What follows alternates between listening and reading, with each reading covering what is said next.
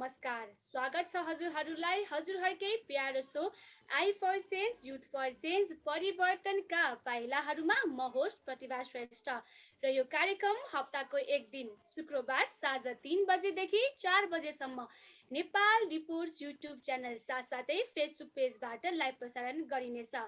I for change, I अर्थात् म, youth अर्थात् युवा। हामीले यस कार्यक्रममा युथ शब्दलाई एक नयाँ तरिकाले परिभाषा दिएका छौँ। हामीले यस कार्यक्रममा युवा शब्दलाई यसको बेसिसमा मात्र सीमित नभई हाम्रो नयाँ सोच, ability, strength in changing the society, आफू सँगसँगै आफ्नो समाजमा पनि केही परिवर्तन ल्याउन खोज्नु हुने व्यक्तिलाई नै हामीले युथको परिभाषा दिएका छौँ। र आज हामी यस कार्यक्रममा यस्ता व्यक्तिहरूलाई नै आज गेस्टको रूपमा इन्भाइट गर्छौँ जसले आफू सँगसँगै आफ्नो समाजमा पनि केही परिवर्तन ल्याउन खोज्नु भएको छ या ल्याउँदै हुनुहुन्छ भन्दै आज हाम्रो माझ एक यस्तो व्यक्ति हुनुहुन्छ जसलाई हामीले नेपाली साहित्य जगतका एक असल नेतृत्वदायी युवा साहित्यकार भनेर पनि चिन्न सक्छौँ र उहाँ विभिन्न साहित्यिक मञ्चमा निर्णायक हुनुको साथसाथै आफैले थुप्रै रचनाहरू लेखी थुप्रै पुरस्कार र अवार्डहरू पनि बाट उहाँले सम्मानित हुनु भइसकेको छ र उहाँहरूसँग आज हामी रमाइलो कुराकानी गर्छौँ उहाँहरूको जीवनको बारेमा, उहाँहरूको लाइफ स्ट्रगलको बारेमा र अपकमिङ प्लान अफ एक्सनको बारेमा। आउनुहोस् आजको यस कार्यक्रममा सुरेन्द्र जोशीज्यूलाई यस कार्यक्रममा स्वागत गरौँ। नमस्कार। नमस्ते प्रतिभाजी। सन्चै हुनुहुन्छ हजुर? एकदमै आराम छु। तपाईलाई कस्तो छ? कसरी बिताइराख्नु? म पनि एकदम फिट एन्ड फाइन छु हैन। सो आफ्नो बारेमा छोटो परिचय दिनुस् न। हजुर कहाँ बस्नुहुन्छ? अहिले के गर्दै हुनुहुन्छ? ओके, म परिचय दिँदा तपाईले सबैभन्दा पहिले चाहिँ यो नेपाल रिपोर्ट्स जसबाट चाहिँ हामी लाइभ गइराखेका छौँ तपाईलाई चाहिँ धेरै धन्यवाद दिन चाहन्छु। र यसरी नै परिचय दिनका लागि चाहिँ मैले सबैभन्दा पहिले के जोड दिन्छु भने अब नाम चाहिँ सुरेन्द्र भए पनि परिचय थप्नमा चाहिँ यो समाजले धेरै नै हेल्प गरिराखेको हुन्छ हामीलाई। त्यसैले कसैले कवि भनिदिन्छ, कसैले कलाकार भनिदिन्छ, कसैले कुनै नेतृत्व सम्हाल्ने व्यक्ति भनिदिन्छ।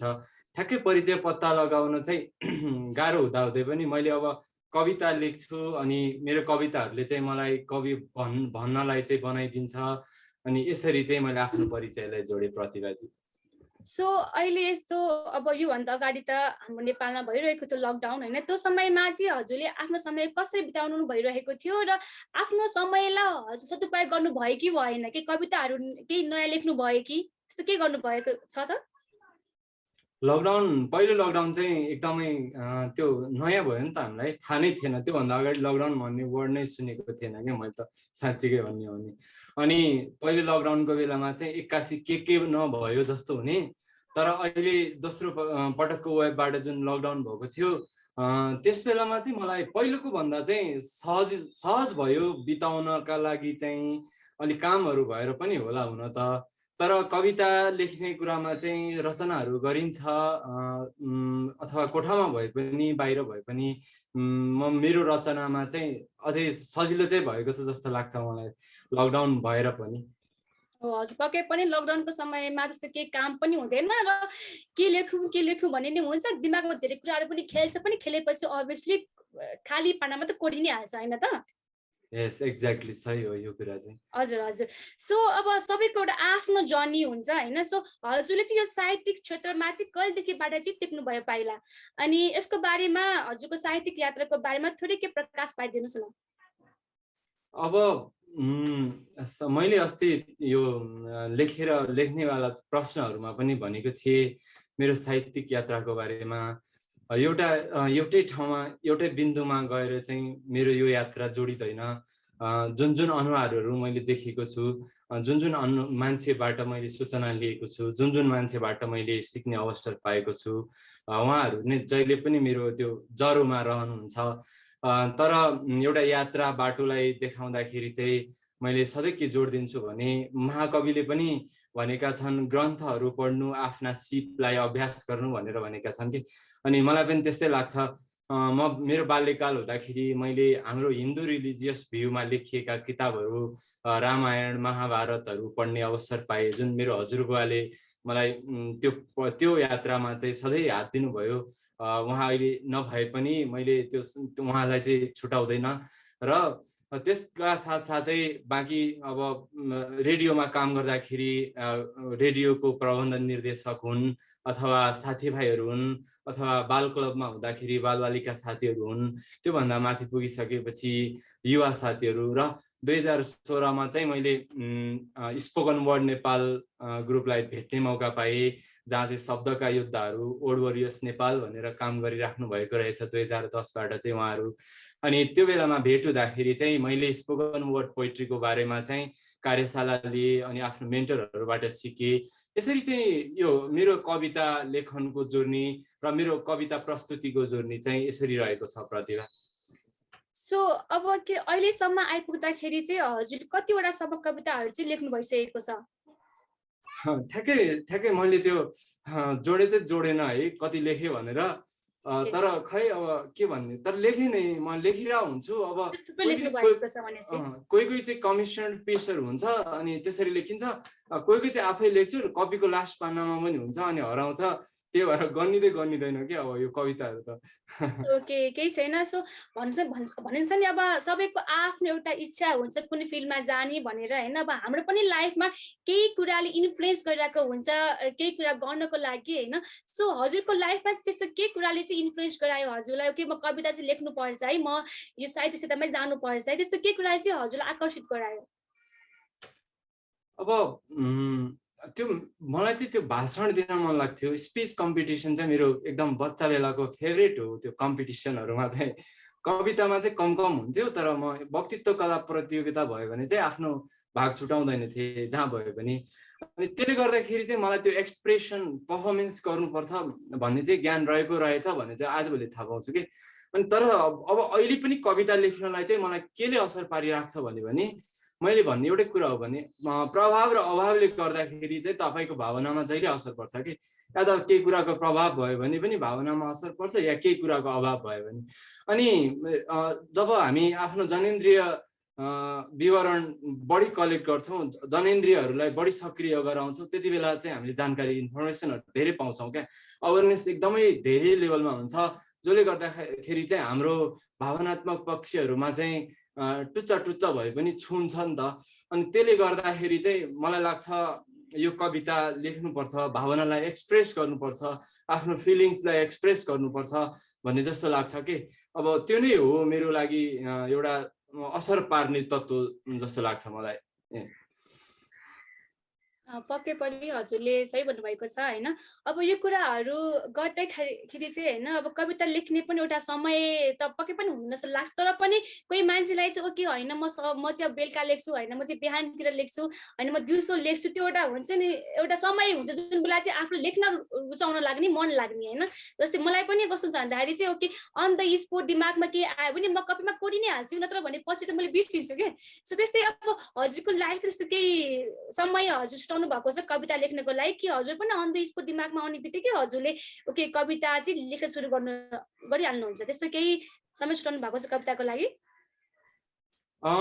अब त्यो कहिलेकाहीँ यो पोइट्रीमा चाहिँ के हुँदो रहेछ भने सम्पादन पुनर्सम्पादनहरूले पनि हजुर सम्पादन पुनर्सम्पादनहरूले पनि भूमिका खेल्दो रहेछ, जुन एडिटिङ लिने अनि फिडब्याक लिने चरणहरू पनि हुन्छ। अनि त्यो पनि छ, तर चाहिँ यो अनौठो कुरा चाहिँ के पञ्च लाइनहरू चाहिँ राति सुत्दाखेरि जति बेला चाहिँ अब उठेर मोबाइल पनि हेर्न नमिलोस् अनि त्यसपछि कपी पनि खोज्न नमिलोस्, त्यस्तो अवस्थामा चाहिँ एक दुईवटा लाइन जोडिन्छन् कि कहिलेकाहीँ। अनि यसो केही आफ्नो कोठाको टेबलमा अब डब्बा छ कि अथवा ग्लास छ कि अनि केही अरू बुकहरू छ कि त्यो बुकसँग रिलेट गरेर मैले त्यसलाई बिहानसम्म याद गर्न सकेँ भने चाहिँ सकेँ। कहिलेकाहीँ चाहिँ अब निन्द्राको पनि धेरै नै माया लाग्छ नि त, त्यही भएर जाओस् त्यो बरु भन्ने हुन्छ, लेखिँदैन उठेर। त्यस्तो बेलामा आउने लाइनहरू चाहिँ पञ्च लाइन हुन्, तिनी लाइनहरू चाहिँ मलाई अलिक धेरै नै महत्त्वपूर्ण लाग्छन्। तर अब कविता लेख्ने प्रक्रियामा चाहिँ सम्पादनले चाहिँ स्वयं सम्पादनहरूले चाहिँ धेरै नै रोल खेल्ने हुनाले चाहिँ यो लेख्न चाहिँ टाइम लाग्छ, एक हप्ता नै लाग्छ मेरो प्रोसेसमा चाहिँ। म आज एउटा कुरा लेखिदिन्छु, त्यो चाहिँ मेरो ड्राफ्ट भयो नि त, अनि एक हप्तापछि हेऱ्यो भने त्यसमा म नयाँ आइडिया पाउँछु कि ए ला मैले यस्तो लेखेछु। किन एकैचोटि आउने आइडियाहरू चाहिँ हामी कसैका पढेका लेखहरूबाट अनि कसैको बोलेका कुराहरूबाट आउँछ नि त विचारहरू त जहिले पनि। अनि क्रिएटिभिटीका लागि चाहिँ साधना चाहिन्छ भने जस्तै त्यो मलाई पनि टाइम चाहिँदो रहेछ क्या अलिकति, त्यस्तो हुन्छ। ओके, पक्कै पनि हो। हामीले जुन फर्स्ट चोटि लेखेको जुन हुन्छ त्यसमा चाहिँ सबै कुराहरू कम्प्लिट भएको हुन्छ, तर भोलिपल्ट हेर्दाखेरि चाहिँ ओके यसमा अचुका थप्न पाए झन् राम्रो हुन्थ्यो भनेर झन् कुराहरू चाहिँ थपिँदै जाँदो रहेछ। मैले पनि कति कविताहरू लेखेको थिएँ होइन, सो त्यसमा त्यस्तै हुन्थ्यो। फर्स्टमा लेखेको भन्दा पछि जुन लास्टमा लेखेको चाहिँ अति नै राम्रो हुने हुने गर्दथ्यो होइन। सो यो छँदैछ। सो अब भन्छ नि सबैले आफैले जुन कविताहरू लेखिरहेको हुन्छ त्यसमा पनि अब भनौँ न अब कोही मान्छेले देशको बारेमा लेख्ला, कसैले प्रेमको बारेमा लेख्ला, कसैले चाहिँ सामाजिक कुरा सबैतिर लेख्नु होला अरे होइन। सो हजुरले चाहिँ अहिलेसम्म कुन कुन टपिकमा चाहिँ लेख्नु भएको छ? हजुरको चाहिँ फेभरेट टपिक चाहिँ कुन हो? हजुरले यस्तो केमा चाहिँ बढी रुचि लाग्छ लेख्नमा चाहिँ?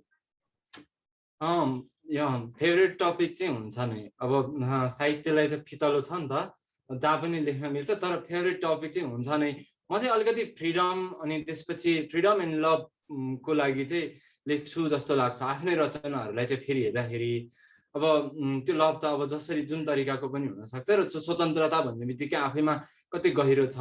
अनि तर त्यही हो, अब टच चाहिँ हुन्छ नै सबै कुराहरू, जुन जुन इमोसनहरू आउँछ, जुन जुन भावनाहरू आउँछ त्यसलाई चाहिँ अब एक्सप्रेस गर्नु नै पर्छ जस्तो लाग्छ मलाई। सो मैले चाहिँ एउटा कुरा रिक्वेस्ट गर्न चाहेँ होइन, हजुरको फेभरेट एउटा कविता सुनाइदिनुहोस् न त, सबैजनाले हेर्नु भइरहेको पनि छ होइन। ओके, मौका पाउँछ। मैले अब यो कविताहरूलाई चाहिँ अन्याय पनि गर्न त नमिल्ने हो, किनकि मलाई सबै मेरो रचनाहरू प्यारो लाग्छ, तर पनि श्रोताहरूले चाहिँ कुन रचना अझै प्यारो मान्नुहुन्छ भन्ने चाहिँ थाहा हुन्छ नि त कहिलेकाहीँ।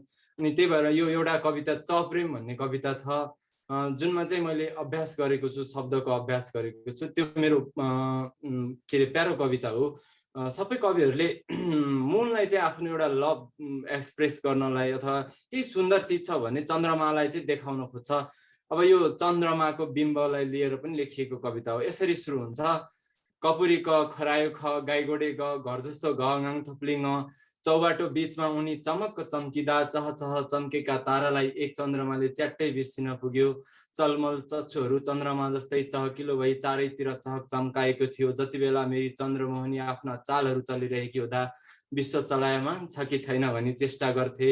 उनीले आफ्ना चिल्ला हातहरूलाई चार बाहुमा चम्चमी चम्काई चारपाटे चित्र चित्र चम्चमी चम्काउँदै चुलेसीले च्याट्ट चिरिएर चट्काएका नङ देखाई चहक पार्दा म यो जीवन यात्राको चालकलाई आफ्नै यात्रामा अचम्मले चकोरी झै चल्मलाई चट्टान पगाल्ने बहुला बन्न मन लाग्थ्यो। म मात्र होइन, चराहरू पनि चिरचिर चिरबिर चिरबिराउँदै चारैतर्फ चक्कर लगाई चिच्याउँथे। सायद उनको अगाडि चराहरू पनि चौकोसका चालहरू चटक्कै बिर्सिन्थे होला। मैले आफ्नो सपनाको चार्जरले चार्ज गरे झै आफ्नो मनलाई चन्द्रवनको चौबाटोको चालमा चिलिम चट छोडेको थिएँ, जुन चार्टमा चमक्क चम्किएको थियो। मेरी चन्द्रमोहनी साँच्चीकै छन्द जस्तै मिलेकी छिन्। चाँदु चन्द्रावती चन्द्रा चारु चित्रा चित्रकला चम्सुरी तन्द्रिका चारु चमेली चारु चारिका भन्दा चम्किली छिन्, चाहकिली छिन्। कल्पना गर्थे कुनै दिन म उनीसँग चिटच्याट गरी चन्द्रपुरको चाट पसलमा च्याट चाट खाई होटल चिरञ्जीवीमा पसी चाहेको मेनु चुज गर्दै चनासँग चाउमिन र चौचौ चपिस्टिक लिएर मुखले चुस पार्दा म उनको अङ्गालोमा कस्सी, म उनीसँग र उनी मसँग चुम्बनको साँटासाँट गरी चिहार्दा उनलाई चाहने दुनियाँका हजारौं चोरहरूको दिल च्याट्ट टुटी दर्दले चिच्याउँथ्यो। तर दुर्भाग्यवश मेरो सपनाको चाट 4 महिना नटिक्ने चाइनिज सामान जस्तै भयो। उनी त मेरो नजिक होइन, चौकोस टाढा चन्द्रवनको चहल पहललाई चम्चमी चम्काउँदै आफ्नो चन्द्रसरी मुहारमा चन्दपोलमै चिल पर्थिन्। म दुखी आत्मा चिसो वातावरणमा पनि आफ्नो मनलाई चगझैँ धुलो पारी उनलाई च्याहिरहन्थे। एक दिनको कुरा हो, म मेरी मनकी प्रेमिका खोज्न आफ्नो चासो चन्द्रवनको चौबाटोको चालमा च्याहिरहेको थिएँ। उनी साँच्चीकै एक चौबन्दी चोली र चुरामा चम्चमी चम्किँदै मेरा चान्चुने मनभित्र चुम्मा गर्दै चटपटाइन्। मैले खुसी हुँदै जोरले चिच्याए, मेरी प्यारी चन्द्रमोहनी, अनि मलाई प्यारो अक्षर छाता छ, धन्यवाद ध। यो कविता चाहिँ मैले 2016मा चाहिँ राष्ट्रिय कविता स्ल्याम भएको थियो सब वर्ल्ड वरियर्सबाट, अनि त्यसमा प्रस्तुत गरेको थिएँ। सो के अति नै सुन्दर कविता भन्नुभएको छ, मलाई पनि अति नै मन परेको छ। सो पक्कै पनि जति पनि हेर्नु भइरहेको छ यस लाइभमा जोड्ने हुने उहाँलाई पनि मन परेको हुनुपर्छ होइन, र जो जोड्नु भएको छैन उहाँलाई पनि मन पर्नेछ पछि यो भिडियो हेर्ने बेलामा जस्तो लाग्छ। र हजुरले आफैले कविताहरू लेख्नुहुन्छ, सृजना गर्नुहुन्छ होइन, अब कुनै समसामयिक विषयलाई लिएर होस् या कुनै भनौँ न अब हजुरले भन्नुभएको जस्तै प्रेमका विषयमा होस् या कसैले चाहिँ अरूको जीवनमा घटेको घटनालाई समेटेर होस् या आफ्नै जीवनमा पनि घटेको घटना समेटेर होस्, या भनिन्छ नि, मैले यसमा एउटा जोड्न चाहेँ है, भनिन्छ सबै लेखाइ भोगाइ हुँदैन, सबै भनौँ न अब भएको कुरा पनि नलेखिने भन्ने पनि हुँदैन नि त होइन। सो त्यही भएर चाहिँ अब हजुरले चाहिँ हजुरको जीवनमा आफैमा घटेको केही घटनाहरूलाई समेटेर हजुरले के लेख्नु भएको छ, हजुरको लेखाइमा हजुरको आफ्नै भोगाइहरू चाहिँ हामीले के पढ्न पाउँछौँ त? अब मलाई चाहिँ के लाग्छ भने मेरो लागि चाहिँ मैले चाहिँ यो कविता लेख्ने बाटोमा के कुराको जानकारी पाएको छु भने सकेसम्म आफूबाट कविता आयो भने, आफ्नो शैली आयो भने चाहिँ त्यो अलि अझै बढी सुन्दर हुन्छ भन्ने सिकेको छु। मेरो मेन्टरहरूले भन्नुहुन्छ, समीप ढुङ्गेलले भन्नुहुन्छ कि म भएर कविता लेख्यो, म भएर लेख्नुपर्छ, महान भएर होइन, जे कुरा पनि लेख्दाखेरि भन्नुहुन्छ। मेरो सकेसम्मको कविताहरूमा जुन भावहरू आएको हुन्छ त्यो भावहरू मेरो आफ्नो भाव हो। इभन अब पोलिटिकल सेनारियोहरू अनि अब समाजमा भएका कुराहरू, यी कुराहरूमा चाहिँ मैले आफू भएर लेखेका कविताहरू पनि छन्। अब मेरो अर्को एउटा कविता थियो, मैले लक्ष्मण हुँदा रामलीलामा अभिनय गर्दाखेरि चाहिँ के कुराहरूको भोगाइ पाए, यस्तो कुराहरूमा लेखेका कविताहरू पनि छन्। त्यो कुरा चाहिँ पढ्न पाउनुहुन्छ, सबैले पढ्न पाउनुहुन्छ मेरो आफ्नो भोगाइहरूमा भएका कुराहरू। सो पक्कै पनि हामीले त पढ्ने मौका पनि चाँडै नै पाउँछ जस्तो लाग्छ हामीहरूलाई पनि होइन। सो अब हजुरको नजरमा चाहिँ होइन कविताले जीवनमा व्यवहारमा त्यस्तो केही इन्फ्लुएन्स पारेको छ त? जस्तै अब हजुरले कविता लेख्नु भएर चाहिँ होइन, कविताहरूले भनौँ न स्पेसली कविताहरूले चाहिँ हाम्रो सोचाइमा केही फरक ल्याउन, केही परिवर्तन ल्याउन सफल भएको छ त अहिलेसम्म आइपुग्दाखेरि? त्यस्तो हाम्रो जीवनमा केही इन्फ्लुएन्स पारेको छ त कविताले? अब व्यक्तिगत कुरालाई हेर्ने हो भने व्यक्तिलाई चाहिँ एकदम फाइदा नै हुने भयो होइन। जब एउटा व्यक्तिले रुखमा पनि जीवन छ अनि ढुङ्गालाई पनि मानवीकरण गर्न सकिन्छ भनेर सोच्न सक्यो, लेख्न सक्यो, अनि हरेक कुराहरू अब्जेक्टदेखि लिएर अनि वातावरणमा जसरी स्वतन्त्र हुन सक्यो, त्यसमा त आफ्नो लेभलको त्यो एउटा जीवनमा प्रभाव हुने नै भयो। तर मानव जीवनमा कसरी पोइट्रीले, कसरी साहित्यले रोल खेलेको छ भन्ने कुरा चाहिँ त्यो त अतुलनीय नै छ। किनभने यो सभ्यताको विकास जसरी हामी यहाँ आएर बोल्दैछौँ होइन, जसरी आज आएर हामी सूचना लिँदैछौँ, यी कुराहरू भनेका त लेखन र यो कविता कविहरूले लेखिदिएर बाँकी रहेका कुराहरू सिक्दै हो नि त हामीले त। त्यही भएर मानव जीवन चाहिँ कविताबाट कहिले बाहिर हुन सक्दैन जस्तो लाग्छ मलाई चाहिँ। ओके पक्कै पनि हो। ओके सो तपाईँ चाहिँ यस्तो कुनै फिल गर्नु भएको छ कुनै समय जसमा चाहिँ भनौँ न अब हजुरको लिसनरले चाहिँ होइन हजुरको कविता सुनेर चाहिँ हजुरलाई पर्सनली मेसेज गर्ने, कल गर्ने अनि गरेर चाहिँ पक्कै पनि त्यस्तो गर्नुभएको हुनुपर्छ, हजुरको तारिफ गर्नुभएको पक्कै पनि हुनुपर्छ, त्यस्तो केही भनौँ न मोमेन्ट्स हजुरले फिल गर्नुभएको छ, राम्रो मोमेन्ट? ओके, तपाईँको नेटवर्कमा अप्ठ्यारो हो कि मेरोमा हो थाहा भएन, तर मैले तपाईँको प्रश्नलाई चाहिँ लिएँ प्रतिभाजी। ओके म फेरि पनि मैले फेरि पनि भन्न चाहेँ होइन। सो तपाईँले त्यस्तो कुनै पनि मोमेन्ट्सलाई फिल गर्नुभएको छ जसमा चाहिँ भनौँ न अब हजुरको लिसनरहरूले चाहिँ हजुरको कविता सुनेर चाहिँ हजुरलाई पर्सनल मेसेज गर्ने अनि कल गर्ने, पक्कै पनि त्यो समय त आएको हुनु पनि पर्छ जस्तो लाग्छ मलाई होइन। अनि त्यो गर्दाखेरि चाहिँ त्यस्तो कुनै राम्रो मोमेन्ट चाहिँ हजुरले फिल गर्नुभएको छ हजुरको लिसनरबाट, भनौँ न फ्यानहरूबाट, त्यस्तो के राम्रो मोमेन्ट छ भने त्यसको पनि एक्सपिरियन्स सेयर गरिदिनुहोस् न। अब मलाई चाहिँ यो धन्यवाद दिन चाहिँ रमाइलो लाग्छ सबैलाई। लिनलाई चाहिँ मलाई कसैले तारिफ गरिदियो भने के भन्ने जस्तो चाहिँ हुन्छ कि बेला बेलामा। अनि तर त्यो सोसियल मिडियाहरूबाट अनि योबाट चाहिँ अब कविता लेखिएकोमा राम्रो छ, कविता तपाईँले राम्रो भन्नुहुन्छ भनेर पनि भन्ने साथीहरूले गर्दाखेरि चाहिँ मलाई अझै लेख्न चाहिँ प्रेरित गरिरहेको हुन्छ। अब सबैभन्दा मलाई एउटा मेरो लागि चाहिँ के रमाइलो थियो भने अघि भर्खरै सुनाएको मैले चप्रेम कविता चाहिँ एकजनाले मलाई रेकर्ड गरेर पठाउनु भएको थियो कि अनि त्यो याद गर्नु भएको रहेछ उहाँले अनि त्यो रेकर्ड गर्नु भएको रहेछ अनि त्यसपछि मलाई चाहिँ त्यो कविता याद गरेकोमा चाहिँ खुसी लागेको थियो कि रिसाइट त ठिक छ टेक्स्ट हेरेर तर यादै गर्नु चाहिँ मलाई कस्तो भ्यालुएबल लागेको थियो त्यो कुरा चाहिँ। सो ओके, अब कविताहरू लेख्दाखेरि खाली पानामा चाहिँ आफ्नो थट्सहरू कोर्दाखेरि चाहिँ होइन क्रिएटिभिटी पनि बढ्ने गर्दछ र भनौँ न अब आफ्नो इच्छा पनि त्यसमा बढ्ने गर्दछ होइन। मैले एउटा प्रश्न सोध्न चाहे चाहिँ होइन हजुरले इमेजिन गरेर लेख्नु भएको कवितामा र होइन जुन आफैले भोगेको कुराहरू चाहिँ लेख्दाखेरि चाहिँ त्यसमा के भिन्नता पाउनुभयो हजुरले चाहिँ? सकेसम्म आफूबाट आयो भने कुराहरूलाई चाहिँ त्यो प्रस्तुत हामी स्पोकन वर्ड पोइटहरू छ प्रस्तुत गर्छौँ कवितालाई है। अनि स्टेजमा जहिले पनि हामीलाई कन्फिडेन्स चाहिन्छ अनि एउटा जुन कन्फिडेन्स चाहिँ हामीले आफ्नो पर्सनल स्टोरेज अथवा पर्सनल लिङ्क भएर लेखेको कुराहरू भन्दाखेरि चाहिँ अलग्गै लेभलको स्ट्रेन्थ हुने र कुनै कुरा भावात्मक छन् र कल्पनामा मात्रै कोरिएका कुरा हुन् भने ती कुराहरू भन्दाखेरि चाहिँ त्यो त्यति धेरै कन्फिडेन्स नहुने हुन्छ कि मलाई चाहिँ त्यो भिन्नता चाहिँ एकदम महत्त्वपूर्ण लाग्छ प्रस्तुता र यो कविता लेख्ने व्यक्ति बिचमा चाहिँ। त्यही भएर कल्पनामा त कल्पना नै हो कविता, कति धेरै कुराहरू कल्पना त हुन्छ तर सकेसम्म डिटेल्स दिँदाखेरि फिगर अफ स्पिच भन्ने हुन्छ होइन। ती कुराहरूमा काम गर्दाखेरि अलङ्कारमा काम गर्दाखेरि आफ्ना नेटिभ अलङ्कारहरू होइन मेटाफोरहरू राखेर बनाउने पो हो कि सत्य मेटाफोरहरू राखेर बनाउने पो हो कि जस्तो लाग्छ मलाई चाहिँ। हजुर हजुर पक्कै पनि हो है हजुरले जे भन्नु भएको छ।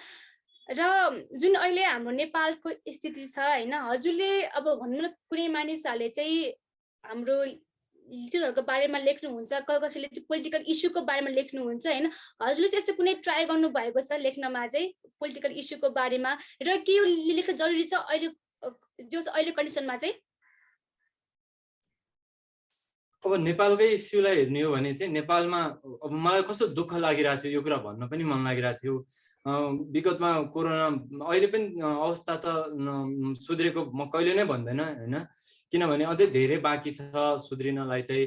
तर जुन बेला कोरोनाको बेला मान्छेमा त्रास थियो त्यो बेलामा चाहिँ हाम्रो प्रधानमन्त्रीले कविता लेख्दै हुनुहुन्थ्यो अनि एउटा धारको कविता लेख्दै हुनुहुन्थ्यो र केपी शर्मा ओली हुनुहुन्थ्यो त्यो बेला अनि अरू कविहरूले चाहिँ फरक धारको कविता लेख्दै हुनुहुन्थ्यो कि मलाई चाहिँ कस्तो हास्यास्पद लागिरहेको थियो अवस्था होइन।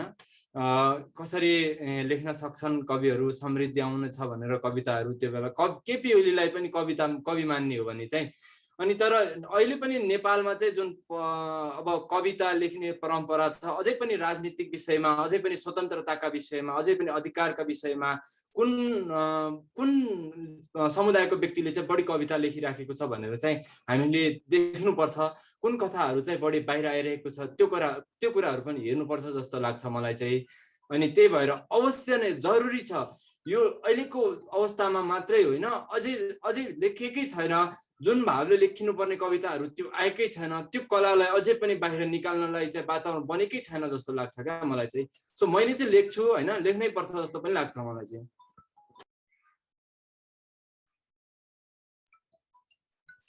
सो ओके पक्कै पनि हामीले जो समसामयिक कुरालाई समेटेर पोलिटिकल इस्युको बारेमा लेख्यो भने चाहिँ पक्कै पनि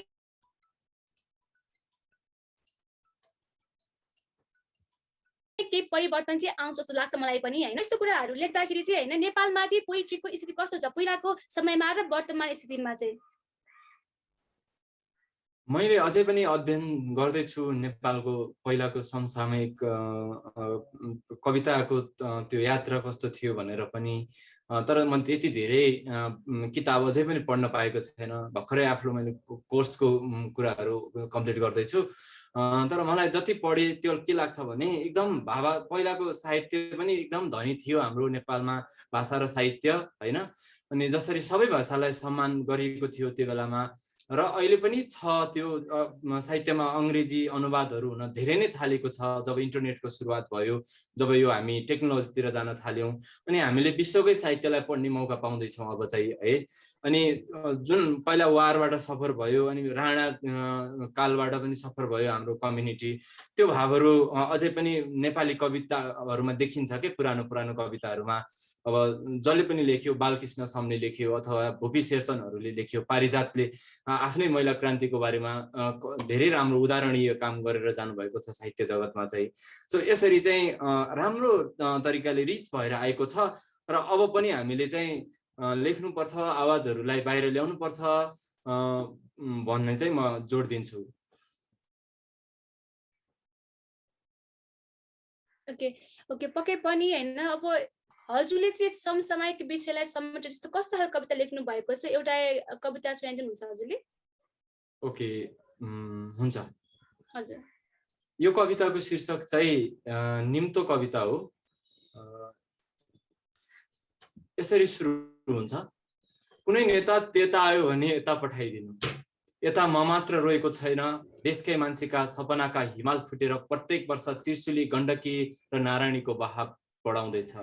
यता म मात्र हारेको छैन, उनका जुनका किनारमा पुग्ने सपनाका खेलहरूले हार मानी गुहार मागिसकेका छन्।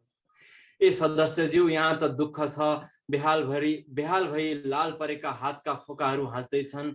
गर्भभित्रको नवजात चित्र विचित्र दुनियाँको डरले बाहिर आउँदैन भन्छ। प्रत्येक घरमा झुत्रे बोरीहरूबाट आत्महत्याका डोरीहरू बटारिँदैछन्। एउटा हाँस्छ त भोलि मर्छु भनेर, एउटा रुन्छ त भोलि बाँच्छु भनेर। न यहाँ प्यार छ न यहाँ व्यापार छ, त्यसैले आमा कुनै नेता त्यता आयो भने यता पठाइदिनु। साँच्चीकै यहाँ बेचिएका जङ्गलका पातहरू विरक्त छन्, बुवाका आशीर्वादका हातहरू विरक्त छन्। आज भोलि त मेरो खोलाको पानीले मेरो आँखाको नानी छुन डराउँछ। सोच्छ होला यो गरिबलाई किन ऋणी बनाऊ, किनकि ऊ हजारौं ऋणहरूबाट घेरिएको छ। सोच्छ होला यो दुःखीको दुःखमा किन अझै प्रकाश दिउँ, किनभने सूर्य र पानी विदेशले देश लगिसक्यो। पहिले त दाई मेरा पाखामा लाली फुल्थे, मेरा आँखामा डाफे डुल्थे। कोइलीको आवाज बिहानै मेरो घरको धुरी चिप्दै डाको हाल्थ्यो। बुढा बुवाका हड्डीहरू खुसीले हाँस्थे। जब एक फुलले अर्को फुललाई आलङ्गिन मुद्रामा लुकामारी गर्थ्यो, तब स्वर्ग पनि आफूलाई गिज्याएको महसुस गर्थ्यो। तर आजभोलि बाटो बिराउँछन् बटुवाहरू, किनकि त्यो घर छेउमा बस्ने बुढी आमाका अनुहारका वक्ररेखामा देखेका निराशाका तस्बिरहरू मैले हिँड्ने बाटोका प्रधानमन्त्रीका पोस्टरमा चम्किन्छ। न यहाँ बस्न बास छ, न यहाँ बाँच्न आश छ। त्यसैले ए अध्यक्षज्यूहरू, कुनै नेता त्यता आयो भने यता पठाइदिनु। म शिक्षक बन्न तयार छु, ताकि मैले उसलाई बेन्चका कुनामा लागेका रोल नम्बरका गमका डल्लाहरू देखाउन सकूँ। मैले भाषण ठोक्नु र कक्षा कोठामा मान्छे पढाउनुको फरक बुझाउन सकूँ। हुन त आफू जस्तै भेडा पालेको छ यो देश जस्तो देशमा म व्यापारी बन्न तयार छु, ताकि मैले वस्तु व्यापार र स्वाभिमान व्यापारको महत्त्व बुझाउन सकूँ। म डाक्टर बन्न तयार छु, ताकि मैले अरब र खाडीको पीडाको दुखाइ कति गहिरो हुन्छ भनेर नाप्न सिकाउन सकूँ। म गोठालो र किसान बन्न तयार छु, ताकि मैले उनीहरूलाई किसानी र गोठालाको जीवनी बुझाउन सकूँ। कोही पठाइदेऊ, यता कुनै नेता आउँछ भने त्यता म घाँटीमा डोरी बाँध्न तयार छु, ताकि मैले उसलाई सिकाउन सकूँ अकाल मृत्यु कस्तो हुन्छ भनेर। धन्यवाद। पक्कै पनि हजुर कवितामा चाहिँ जस इमोसन जोडेको छ, पीडा जोडेको छ हैन। पक्कै पनि हामीहरूले जसले कविताहरू लेख्नुहुन्छ उहाँले पक्कै पनि यस्तो चेतनामूलक संसार विषयका कुरा लेखेर लेख्नु भयो भने जजना हुनुहुन्छ उहाँलाई पनि एउटा प्रेरणा मिल्नेछ, पक्कै पनि लेख्ने एउटा चाह पनि बढ्ने जस्तो लाग्छ मलाई हैन। र जोस् अहिलेको समयमा कविता मन पराउने मान्छे भनौँ न कोही छ कोही छैन पनि नि हैन। र कविताको विषयमा चाहिँ अब यसलाई आज करियरकै रूपमा लिनको लागि चाहिँ के राम्रो हुन्छ त, यो कवितालाई चाहिँ के लाग्छ हजुरलाई चाहिँ? मलाई फेरि दोहोऱ्याइदिनुहुन्छ यो प्रश्न? ओके, अहिलेको समयमा चाहिँ भनौँ न अब कविता लेख्ने मान्छे पनि हुनुहुन्छ, नलेख्ने मान्छे पनि हुनुहुन्छ हैन। कवितालाई नै विशेष गरेर चाहिँ एज अ करियरको रूपमा चाहिँ राख्न मिल्छ कि मिल्दैन? यसलाई के ओके मेरो करियर नै यसमा छ भनेर चाहिँ भन्न मिल्छ कि मिल्दैन? यसमा के हामीलाई फाइदा केही हुन्छ त पछि गएर ओके यसमा गएर पस्ताउनु पर्ने यस्तो कुरा केही हुन्छ त? अब कवितालाई चाहिँ त्यस्तो कविता चाहिँ यस्तो विषय हो समाजको हैन, त्यसलाई अपराध चाहिँ नमानौँ कहिले पनि। कविता लेख्नु अपराध होइन, अनि नछुट्याउँ कवि जी भनेर चाहिँ भन्ने कल्चर पनि नगरौँ हैन। कविता जसले पनि लेख्छ, अनि एकजना राइटर हुनुहुन्छ कार्ल स्यान्डबर्ग, उहाँ चाहिँ अमेरिकन पोएट हो। उहाँले चाहिँ जसको मुटु छ त्यो मान्छेले चाहिँ बोल्छ, अनि बोल्ने चाहिँ त्यो एभ्रीबडी जो मान्छेलाई चाहिँ कविता बोल्ने अथवा एक्सप्रेस गर्छ जसले भावना उसले चाहिँ कविता लेख्छ भनेर एउटा पोइन्टले जोड दिनुभएको छ कि मलाई यो कुरा जहिले पनि सान्दर्भिक लाग्छ। त्यही भएर म अबको लेख्ने जो लेख्दै हुनुहुन्छ युवा साथीहरू होइन, कवि भन्ने बित्तिकै दोस्रो गोलाको मान्छे भनेर सोच्नु पर्दैन। अनि के भने भावना सबैको हुन्छ, मुटु सबैको छ, दुख्छ सबैलाई, रिसाउँछ सबै, आवेगमा सबै आउँछ। अनि आफूले कोही मान्छे इमोसनल्ली इन्टेलिजेन्ट हुन्छ, कोही मान्छे चाहिँ हुँदैन। अनि त्यही भएर सक्नुहुन्छ भने कवितालाई साथी बनाउनुहोस्, एकदम खत्रै जीवन हुनेछ जस्तो लाग्छ मलाई। सो पक्कै पनि होइन, लेख्न नआउने कसलाई पनि हुँदैन, सबैलाई लेख्न आउँछ, तर जस्ट एउटा हातमा खाली पाना र हातमा कलम मात्रै बोक्नु पर्छ होइन। अनि जे सोच्यो त्यो मनमा भएको कुरा सबै कुरा खाली पानामा कोर्दियो भने पक्कै पनि त्यहाँ केही न केही त लेखिन्छ र के थाहा त्यो कुन बेला कविता पनि बनिन्छ होइन। सो आफ्नो एउटा इच्छा चाहिँ हुनुपर्छ है जस्तो लाग्छ मलाई, हो कि होइन त? एकदमै त्यो आफ्नो इच्छा चाहिँ हुनुपर्छ, त्यही हो। लेख्नुपर्छ, सकेसम्म भन्नुपर्छ होइन, आफ्नो कुराहरू भन्नुपर्छ, सुनाउनुपर्छ। मान्छेका जात हो नि त हामी त होइन, अलिकति कम्युनिकेसन गर्न जानेका छौँ है, त्यस्तो लाग्छ। सो अब भनौँ न कोही मान्छेहरूलाई चाहिँ कविता सुन्न पनि अल्छी लाग्ने गर्दछ होइन। सो हजुरलाई चाहिँ के लाग्छ, त्यस्तो के पाइलाहरू चाल्नुपर्छ जस्तो लाग्छ होइन कविताप्रति चाहिँ लगाव बढाउनको लागि होइन? त्यस्ता के कुराले चाहिँ अट्र्याक्ट गराउन सक्छ कविताप्रति चाहिँ अझै सुन्नको लागि, इच्छा बढाउनको लागि चाहिँ? अब मलाई यो विषयमा के लाग्छ भने अब हामी कसरी बालबच्चादेखि नै जुन विद्यालय शिक्षा हामी लिएर हुन्छौँ नि, त्यो शिक्षामा चाहिँ सकेसम्म कविताको विषयवस्तुहरू आउँछ, जुन हामीले पढाइराखेका कविताहरू छन्। पढाउने सरहरूले चाहिँ कवितालाई अझै पनि तिमीहरू पनि कोर्न सक्छौ, अभ्यास गर, सारांश लेख्नुका साथसाथै तिमीहरू पनि यसकै रिप्लाई लेखेर आऊ भनेर भनिदिए पनि त्यो एउटा खत्रै योगदान हुनेछ जस्तो लाग्छ क्या मलाई नेपालको सन्दर्भमा चाहिँ। जस्तै हामीहरूले पढ्यौँ नि त प्रतिभाजी, हामीले पढ्दाखेरि जति कविताहरू पढ्यौँ नेपालीमा, त्यो कविताहरूको सारांश लेख्नुहोस् भनेर तल लेखेको हुन्थ्यो, तर कविता यो कविलाई चाहिँ दोहोरी लेख्नुहोस् भनेर पनि लेखिदिएको भए पक्कै लेख्थ्यौँ होला कि टालाटुली बाटुलीको ठाउँमा मेरी पुतली त टालाटुली बाटुलीवाली छैनन् भनेर होइन।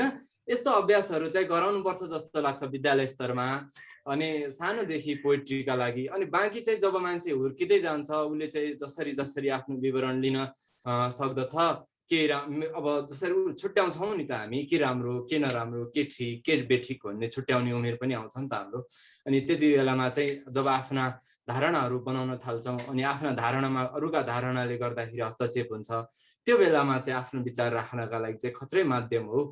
त्यही भएर यसरी चाहिँ संरक्षण हुन्छ जस्तो लाग्छ। बाँकी चाहिँ अब पढ्ने कुराहरूमा भइरहेछ अहिले पनि विभिन्न संस्थाहरूले यस्तो, जस्तै तपाईँहरूले यो कार्यक्रम गर्नुभयो, यो पनि धेरै योगदान दिने कार्यक्रमहरू हो होइन, यसरी भर्चुअली जोडिन पायौँ। सो यस्तै नै अभियानहरू भए अझै राम्रो हुन्छ। पक्कै पनि। हजुरलाई चाहिँ के लाग्छ अब नेपालमा चाहिँ अझ साहित्यिक क्षेत्रलाई चाहिँ अझै जोड दिनको लागि, अझ यसको क्षेत्रलाई अझ धेरै एक्सप्यान्ड गर्नको लागि त्यस्ता के कुराहरू चाहिँ गरिदियो जस्तो लाग्छ गभर्मेन्टले, अब सँगसँगै अरू जनताहरूले पनि, सम्पूर्ण सपोर्ट जसले गर्नु, सबैजनाले के भन्न चाहनुहुन्छ? त्यस्ता के कुराहरूले चाहिँ अझ राम्रो हुन्थ्यो यो क्षेत्र भनेर चाहिँ?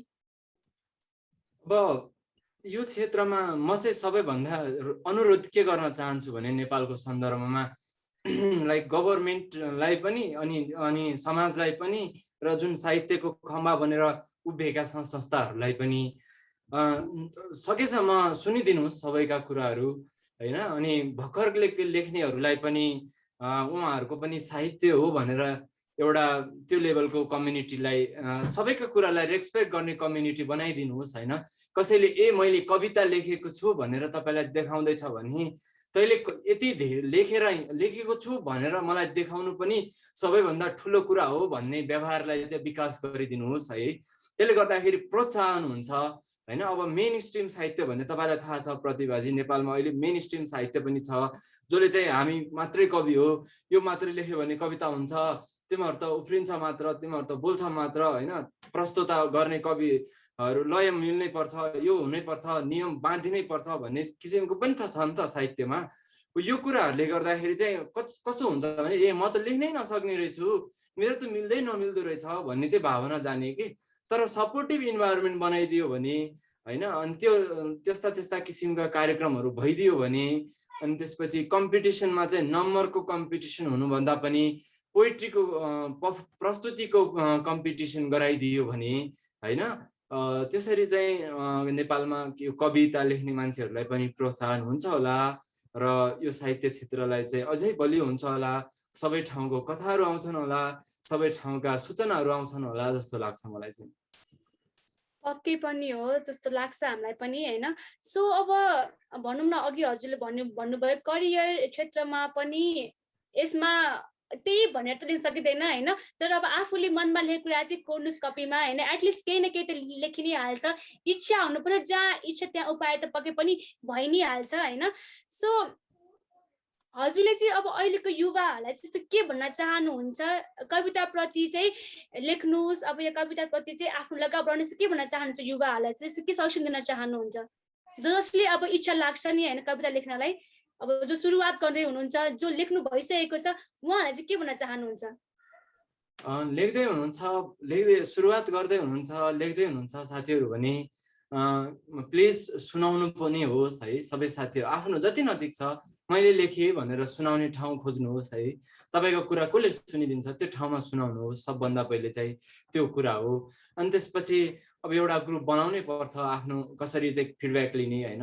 साथीहरूको अलग अलग धारणा हुन्छ नि त, हामीहरू एउटै टेक्स्टमा पनि एउटै कुरामा पनि यहाँनिर कहिले कुनै कुनै साथीहरू एकदमै मैले चाहिँ राम्रो परिवार पाएको छु, शब्दका योद्धा ग्रुप है, यो वर्ड वरियर्स नेपाल। मैले चाहिँ कविता लेख्यो भने, मैले प्रस्तुत गर्यो भने अथवा भन्यो भने, फिडब्याक माग्यो भने चाहिँ यहाँनिर चाहिँ यो कुरा मन पर्यो, यो कुरा चाहिँ अझै सुधार गर्न मिल्ने ठाउँ छ भनेर भनिदिनुहुन्छ के। त्यो भन्ने बित्तिकै चाहिँ मलाई त कति खुसी हुन्छ नि त। सो साथीहरू लेख्दै हुनुहुन्छ भने पनि लेख्नुहोस्। अनि कवि भन्ने बित्तिकै मैले दिनभरि लेख्नै पाउँ, आफ्नो लाइफ हो, हुन त चुज गर्न पाउनुहुन्छ, स्वतन्त्र हुनुहुन्छ तपाईँ। तर मलाई चाहिँ के लाग्छ भने कवि भन्ने बित्तिकै दिनभरि नै लेखी हुनुपर्छ भन्ने पनि छैन। अनि यदि त्यही प्रोफेसन अब कन्टेन्ट राइटिङ अनि यस्तो एडभर्टाइजिङ अथवा डिजिटल मार्केटिङहरूका काम गर्दै हुनुहुन्छ भने त्यसले गर्दाखेरि हेल्प हुन्छ, अथवा प्रस्तुत गर्दै हुनुहुन्छ कतै त्यसले गर्दाखेरि हेल्प हुन्छ साहित्यलाई। अथवा त्यो नभए पनि कुनै अफिसमा काम गर्दै हुनुहुन्छ भने पनि प्रिन्टरलाई लेटर लेख्नुहोस् है, अफिसको भित्तालाई लेटर लेख्नुहोस्, अथवा आफ्नो जसरी पनि तपाईँले सक्नुहुन्छ त्यसरी चाहिँ लेख्ने चाहिँ ट्राई गर्नुहोस् के। अनि साथीहरूलाई पठाउने पनि कोसिस गर्नुहोस्। त्यही नै हो जस्तो लाग्छ मलाई चाहिँ। अनि मेरो लागि भन्ने हो भने म चाहिँ आफ्नो लागि लेख्छु। मलाई चाहिँ त्यो किताबै लेख्नुपर्छ अनि मेरो खद्रै साहित्य हुनुपर्छ भन्ने पनि छैन। कुनै दिन कुनै कस्तो कुरा पनि लेखेको हुन्छु होला, कुनै दिन राम्रो कुरा पनि आउँछ होला अर्कोको लागि होइन। त्यही भएर आफ्ना लागि चाहिँ लेख्नुहोस् है। कुनै दिन सुन्न पायो भने चाहिँ रमाइलो हुन्छ। त्यसरी नै हो साहित्यलाई चाहिँ अगाडि बढाउने जस्तो लाग्छ मलाई चाहिँ। शुभकामना छ हजुरहरू सबैलाई भन्छु म फेरि। हजुर पक्कै पनि हामी लेखेको कुराहरू चाहिँ भन्नुपर्छ होइन, नबोलेसम्म त्यो कसले पनि सुन्नेवाला पनि छैन जस्तो लाग्छ मलाई पनि होइन। त्यही पनि अहिले त कति फेसबुक ग्रुपहरू छ, मेसेन्जर ग्रुपहरू छ, युट्युब च्यानल छ, आफैले पनि खोलेर हामीले भन्न सक्छौँ होइन, आफ्नो कुराहरू सबैमा सुनाउन सक्छौँ जस्तो लाग्छ मलाई पनि है। र जुन हजुरले भन्नुभयो त्यो अति नै हजुरले राम्रो कुरा भन्नुभएको छ, जो लेख्दै हुनुहुन्छ भने एटलिस्ट सुनाउने गर्नुहोस्। यदि अब आफूलाई अब जे होस् कन्फिडेन्स लो छ भने बरु कसैलाई जान्ने मान्छेलाई चाहिँ देखाएर चाहिँ ओके मेरो कहाँ के मिस्टेक छ, मेरो कुन ठाउँमा राम्रो छ, कुन ठाउँमा गल्ती छ, त्यो मलाई बताइदिनुहोस् भनेर भन्नुभयो भने पक्कै पनि उहाँले हेर्नुहुन्छ र त्यो सुधार्नु पनि जस्तो लाग्छ मलाई भन्दै। ओके अब लास्टतिर पनि हामी आइसकेका छौँ होइन, आज हामी रमाइलो कुराकानी पनि गऱ्यौँ जस्तो लाग्छ। त्योभन्दा अगाडि चाहिँ मैले फेरि पनि हजुरलाई एउटा रमाइलो खालको कविता सुनाइदिएर चाहिँ आज हामी यहाँ बिदा माग्न चाहन्छौँ होइन। त्यही भएर एकचोटि सुनाइदिनुहोस् भन्न चाहन्छु, त्यसपछि हामी फर्दर कुरा चाहिँ अलिकति गर्छौँ है त। ओके, अब रमाइलो खाले भनेर भन्नुभयो, तर मलाई चाहिँ के रमाइलो होला चाहिँ मलाई थाहा छैन ठ्याक्कै। रमाइलो भन्नाले अब जस्तै अब हजुरलाई रुचि लागेको कविताहरू, मन परेको कविताहरू, रमाइलो कविताहरू भनौँ न अझ। हस्, म खोज्छु है त एकछिन।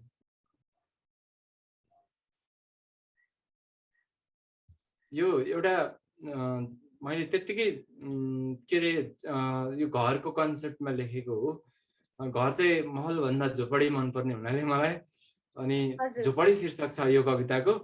बीचमा लट्रममा फलेका राता अनार पुरानो तार र बारको उजेलमा खोलाको किनारमा सुहाएको छ बेहुली जस्तै। पारी सिर्के डाँडाबाट असारे आँप जस्तै चम्किन्छ मेरो मन्दिर। बेलुकी पख धमिलो गरी चम्किन्छ त्यो मन्दिर जहाँ म सहरबाट मेरा झोलाका रहरहरू बिसाउन पुग्छु त्यो मेरो झुपडी। जसरी दिनभरिको भोकले मेरा खाद्य नलीहरू फुटेको फर्सी जस्तै आँ गर्छन् त्यसरी नै जब मेरा पैतालाहरू घरमा पुग्छन् घरका तालाहरू आँ गरेर पुग्छन्। सायद तालाहरूसँग प्रेमका मालाहरू गाँसेको हुन सक्छ बेलुकी पखसम्म मेरै बाटो ढुक्छन्। जब मेरा खुट्टाले इट्टा टेक्छ तब चिनिया कम्पनीका मार्बलको आनन्दले जीवन पाउँदैन। जब त्यही झुपडीमा मेरो टाउकोले बाउको हातको स्पर्श भेट्छ तब जापानका सोफाहरूको शोभा हराउँछ। जब मेरा आँखाका नानीले मेरै घर अगाडि खोलाको पानी भेट्छ तब बेलायतको रानीको व्यापार गर्छ। जब मेरा बुढा बुवाले लौरो टेकी झुकी झुकी गुन्द्री छेउको टुकी बाल्छन् तब इन्डियाको चोरिएको उज्यालो झिल्लीमा आउँछ। जसरी यो खरको घरमा टुक्रा टुक्रा मिलेर दोषी आकाशको निर्दोष आँसुहरू रोकिन्छ त्यसरी नै मेरा खुसीहरू मिलेर रोकिएका छन्। जसरी गुराँस जस्तै रातो भिरको माटोले भित्ताहरूका दाग रित्ता भएका छन् त्यसरी नै मेरा दुःखका भित्ताहरू रित्ता भएका छन्। जसरी आँगन छेउमा अनारहरू लट्रम्म भएका छन् त्यसरी नै मेरा सपनाका बारीहरू लट्रम्म भएका छन्। लाग्दैछ संसारकै सबैभन्दा धनी गरिब मान्छे म किनकि पुरै 1 सालको लागि भरिएका भकारीहरू छन् मसँग। लाग्दैछ संसारकै सबैभन्दा ठुलो तीर्थयात्री म किनकि मेरो खोलाको जल र मलको खानी छ मसँग। त्यसैले सोच्दैछु अझै केही साल यही नदीको छालमा बिताउँ जीवन भनी जहाँ प्यारो झुपडी प्रेमको लुछाचुडी त्यो मेरो प्यारो झुपडी। धन्यवाद।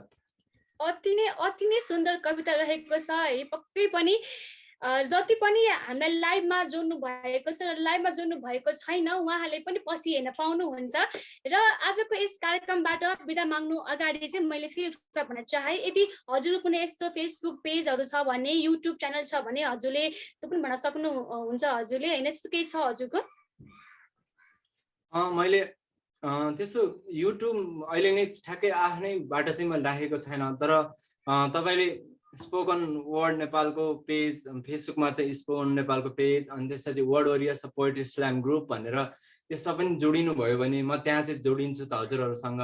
अनि युट्युबमा पनि वर्ड वरियर्स नेपाल भनेर छ सायद म ठ्याक्कै कन्फ्युज भए या त वर्ड वरियर्स नेपाल भनेर छ या त स्पोकन वर्ड नेपाल भनेर छ युट्युबमा। त्यहाँ पनि हाम्रो साथीहरूको लगायत मेरो भिडियोजहरू पनि छ प्रस्तुति गरेको पहिलाको। अनि बाँकी मेरो सोसियल मिडिया अकाउन्टहरू छ ट्विटर फेसबुक अनि यसमा चाहिँ जोडिन सक्नुहुन्छ। अनि कुनै दिन लेख्नुभयो कविता भनेपछि प्लिज मलाई पठाउनका लागि चाहिँ केही नमान्दा पनि हुन्छ ढोकैसँग पठाउनु भयो हुन्छ म 2 दिन लगाए ढिला पढे पनि तर एकदम राम्रोसँग पढेर हजुरहरूसँग त्यसको कुरा गर्नेछु। अनि त्यही भएर त्यही नै भन्न चाहन्छु त्यसरी नै जोडिन चाहनुहुन्छ। अनि मैले प्रतिभाजीलाई चाहिँ धेरै धन्यवाद भने र यो टिम जुन छ मैले कोपिलालाई पनि मेन्सन गर्न छुटाएको छु। अनि कोपिलाले पनि यसमा स्ट्रगल गरेको छ मसँग जोडिनमा चाहिँ। अनि त्यही भएर सोच्दै रहनु होला मस्दै रहनु होला लेख्दै रहनु होला भनेर चाहिँ शुभकामना दिन चाहन्छु प्रतिभा मैले।